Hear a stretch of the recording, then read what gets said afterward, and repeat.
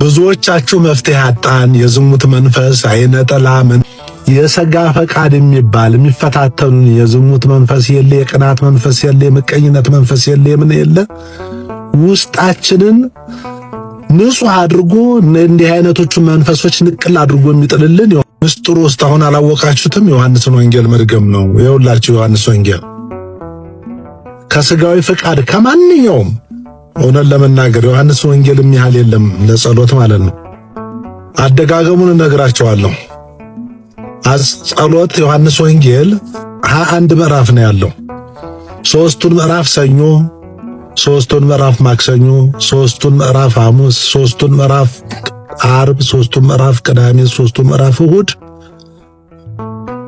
በስነ ስርዓት ሌሊት እየተነሳችሁ ይሄንን ጸሎት ካደረሳችሁ ዮሐንስ በሕይወቱ እያለ በዚህ ምድር ላይ ከስጋ ፍቃድ ተላቆ ሐዋርያት ላይ እንኳን የሚደረግ የእምነት ብልጭ ድርግም እሱ ላይ ሳይደርስ እስከ ቀራንዮ ተከትሎ የሄደው ዮሐንስ ፈቃደ ስጋ ርቆለት የኖረ ንጹሕ የተባለ በእውነት እሱ የጻፈው ወንጌል ስለ ምስጢረ ሥጋዌ በደንብ ሰፋ አድርጎ የተነተነው ወንጌል። ይህንን ወንጌል በቀን ሶስቱን የሚጸልይ ሰው እውነት ለመናገር አብዛኛው የሕይወቱ ኮምባስ ይስተካከላል።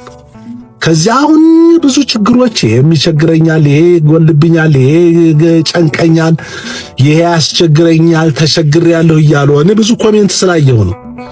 ብዙ ኮሜንቶች ለብዙ ኮሜንቶች ብዙ መፍትሄ ከመስጠት ዮሐንስን ወንጌል ጥቅልል አድርጎ ለሚጸልይ በየቀኑ እነኚህ ሶስት ምዕራፎችን የሚጸልይ ሰው አጠቃላይ ችግሮቹ ከውስጡ የሥጋ ፈቃዶች ሁሉ ይወገዱለታል በሰላም።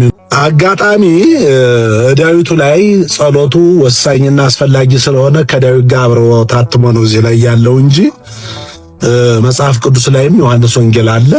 ከአራቱ ወንጌል የመጨረሻው ወንጌል ዮሐንስ ወንጌል ነው። መጽሐፍ ቅዱስ ላይ መጸለይ ትችላላችሁ። እንደገና ወንጌል ዮሐንስ ለብቻው አለች በትንሽ እሷንም ብቻዋን ገዝታችሁ መጸለይ ትችላላችሁ።